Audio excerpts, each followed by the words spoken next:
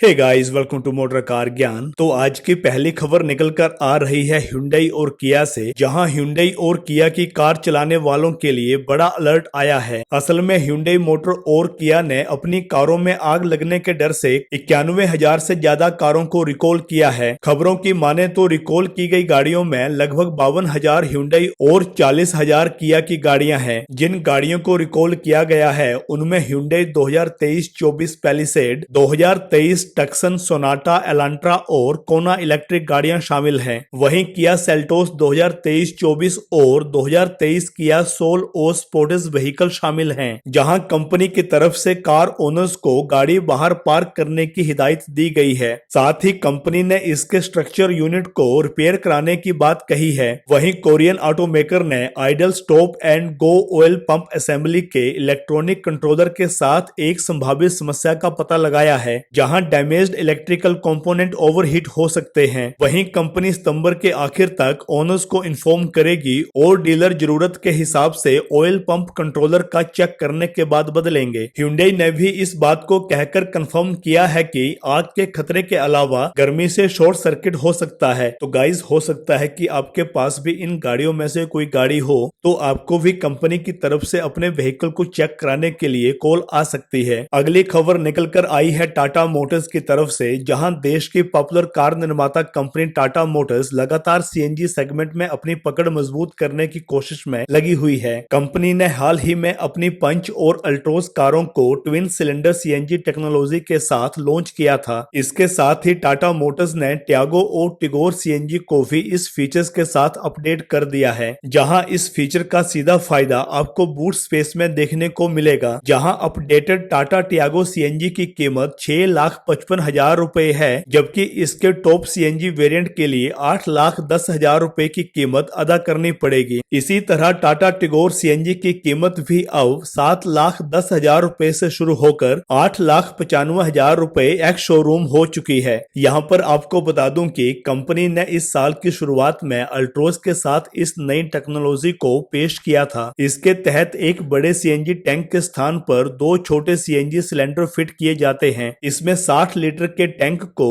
30-30 litre में बांट दिया जाता है, जिसके चलते आपको बाकी सीएनजी कारों के मुकाबले ज्यादा बूट स्पेस मिलता है। अगली न्यूज निकल कर आई है Hyundai की तरफ से, जहां देश के कॉम्पैक्ट एसयूवी सेगमेंट में Hyundai Creta best selling SUV है। वहीं काफी समय से क्रेटा के नए अवतार का इंतजार किया जा रहा है। हालांकि ताजा रिपोर्ट्स के मुताबिक कंपनी अपनी क्रेटा और एल्काजार एसयूवी का एडवेंचर एडिशन लाने वाली है, जहां Hyundai ने पहली बार क्रेटा और अल्काजार के एडवेंचर एडिशन के लॉन्च को टीज किया है। कंपनी ने पहले ही दोनों एसयूवीज के लिए नेम प्लेट को ट्रेडमार्क कर दिया था, जहां क्रेटा एडवेंचर और अल्काजार एडवेंचर एडिशन केवल कॉस्मेटिक बदलावों के साथ ही आएंगे। टीजर में देखने पर पता लगता है कि इसमें एक नया forest green colour, red brake calipers, काले रंग के अलॉय व्हील्स और रेड एक्सेंट के साथ साइड सर्किट मिल सकते हैं। इसके अलावा फ्रंट फेंडर पर एडवेंचर वेजिंग दी गई है। उम्मीद है कि Hyundai थोड़ा और मजबूत लुक देने के लिए फ्रंट और रियर बम्पर को भी अपडेट करेगी। वहीं इसकी फोक्स किड प्लेट में भी बदलाव हो सकते हैं। अगली खबर निकल कर आई है चीन की प्रमुख इलेक्ट्रिक वाहन निर्माता कंपनी बिल्ड योर ड्रीम की तरफ से, जहां BYD की मुश्किलें कम होने का नाम नहीं ले रही हैं। जहां हाल ही में दिल्ली और बीजिंग के बीच तल्ख रिश्तों के चलते कंपनी को भारत में अपने $1 बिलियन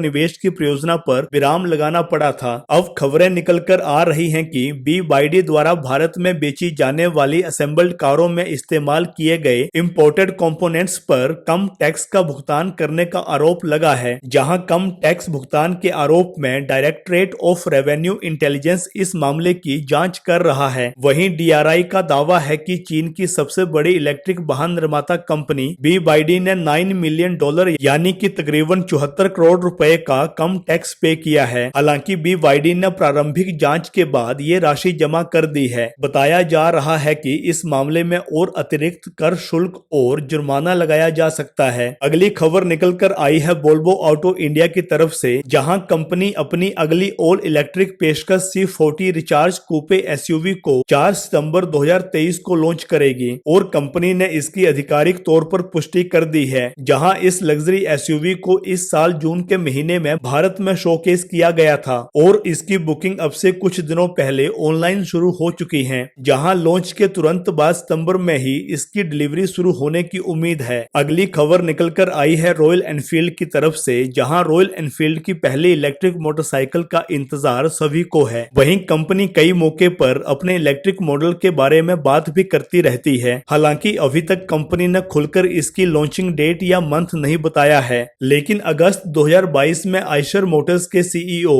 सिद्धार्थ लाल ने कहा था कि अगले 3 से 4 साल में वो पहली इलेक्ट्रिक मोटरसाइकिल लॉन्च कर देंगे। लेकिन अब नई खबरों के मुताबिक कंपनी अगले 2 साल के अंदर भारतीय बाजार में पहली इलेक्ट्रिक मोटरसाइकिल लाने की तैयारी कर रही है। जहां सिद्धार्थ लाल ने कंपनी के Q1 अर्निंग पर मीडिया से बात करते हुए कहा कि हम प्रोटोटाइप का परीक्षण कर रहे हैं और हमने इसके कमर्शियल साइड को देखते हुए एक टीम भी तैयार की है, जहां कंपनी ने 2023-24 के लिए लगभग 1000 करोड़ रुपए के इन्वेस्टमेंट की योजना बनाई है, जहां इसका एक हिस्सा ईवी के प्रोडक्ट और सेल के इंफ्रास्ट्रक्चर को तैयार करने में किया जाएगा। वहीं रॉयल एनफील्ड के सीईओ वी गोविंदराजन ने कहा कि कंपनी पहले ही इलेक्ट्रिक व्हीकल एरिया के लिए लगभग 100 लोगों को काम पर रख चुकी है। अगली खबर भी निकलकर आई है टाटा मोटर्स की तरफ से, जहां टाटा मोटर्स ने पिछले कल most awaited CNG SUV car punch को लॉन्च कर दिया है, जहां कंपनी ने इसकी शुरुआती कीमत 7,10,000 रुपए, तो वहीं इसके टॉप वेरिएंट की कीमत 9,68,000 रुपए